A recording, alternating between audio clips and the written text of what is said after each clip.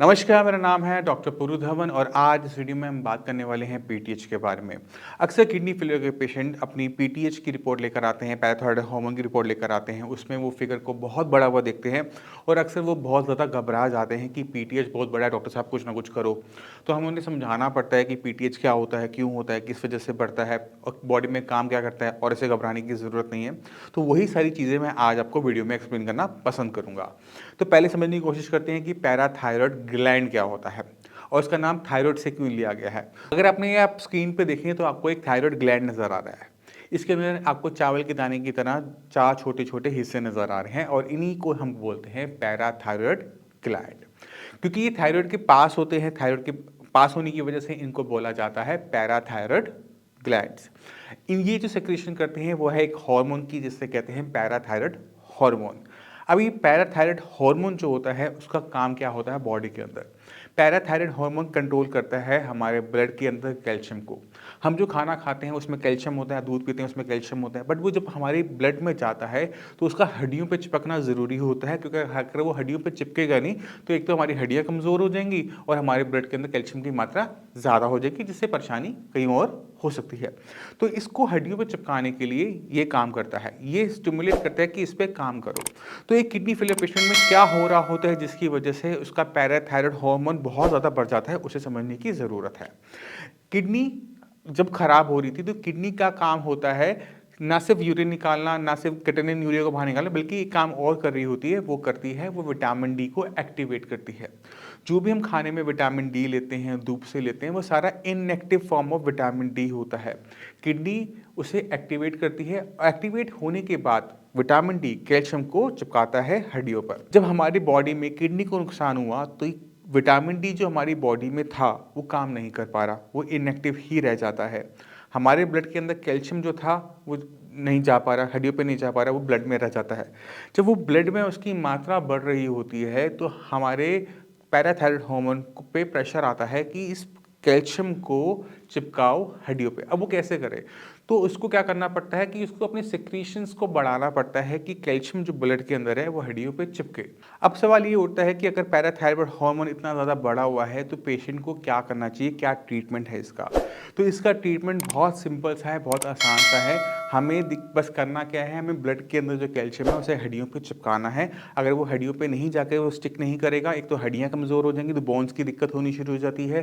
Calcium का blood में ज़्यादा होने की वजह से उसका असर हमारे हार्ट पे पड़ना शुरू हो जाता है, हमें वो भी नहीं चाहिए। तो हमें उसे चिपकाने के लिए सिर्फ एक काम करना है, हमारी बॉडी में किडनी की खराब होने की वजह से विटामिन डी एक्टिवेट नहीं हो पा रहा था। अगर किसी तरीके से हम विटामिन डी को एक्टिवेट करते हैं या फिर हम एक्टिव विटामिन डी लेते हैं तो कैल्शियम हड्डियों पे चिपकना शुरू कर देगा। हमारी हड्डियों की दिक्कत भी खत्म, हमारी कार्डियक दिक्कत भी खत्म और हमारा पीटीएच भी कंट्रोल में आना शुरू कर देगा।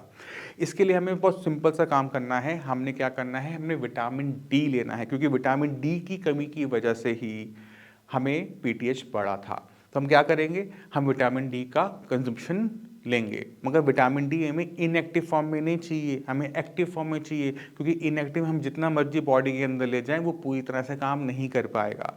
तो हम विटामिन डी एक्टिव फॉर्म में लेंगे। तो जब मार्केट से हम सैशे खरीदते हैं या जो ड्रॉप्स आती हैं वो खरीदते हैं, वो सारे के सारे inactive form of vitamin D होता है। वो एक जो किडनी का पेशेंट नहीं है उसके लिए सही है, मगर एक किडनी पेशेंट के लिए हमें विटामिन डी की दूसरी टाइम देनी पड़ती है, जिसे हम कहते हैं कैल्सीट्रॉल। कैल्सीट्रॉल जो होती है वो विटामिन डी की एक्टिव फॉर्म है। तो जितने भी किडनी पेशेंट हैं उनको कैल्सीट्रॉल लेते हैं तो ब्लड के अंदर जो कैल्शियम है वो हड्डियों पर चिपकना शुरू कर देता है और पीटीएच कंट्रोल में आना शुरू कर देता है। तो अगर आप किडनी फेलियर के पेशेंट हैं, पीटीएच अपना बढ़ा हुआ देखते हैं तो घबराना नहीं है। एक और बहुत बड़ी कन्फ्यूज़न होती है, वो लेकर होती है थायराइड हार्मोन को लेकर। अक्सर हम पेशेंट से पूछते हैं कि आपका टीएसएच या का थायराइड का आपने टेस्ट करवाया था, नहीं करवाया था, और अक्सर वो कन्फ्यूज हो जाता है उसे पैराथायराइड के साथ। तो पैराथायराइड हार्मोन का काम क्या है, हमारे बॉडी में जो ब्लड के अंदर कैल्शियम है उसे हेल्प करना, उसका हड्डियों पे स्टिक करवाना। मगर हमारा जो थायराइड हार्मोन होता है वो बहुत बड़ा रोल प्ले कर रहा होता है, पैराथायराइड के कंपैरेटिव में बहुत अच्छा रोल प्ले करता है, उसकी इंपॉर्टेंस बहुत ज़्यादा है। वो हमारी बॉडी के मेटाबॉलिज्म को कंट्रोल कर रहा होता है। अगर आपका थायराइड की मात्रा ठीक है तो आपका खाना डाइजेस्ट होगा, बॉडी में एनर्जी होगी, ब्रेन अच्छा काम करेगा।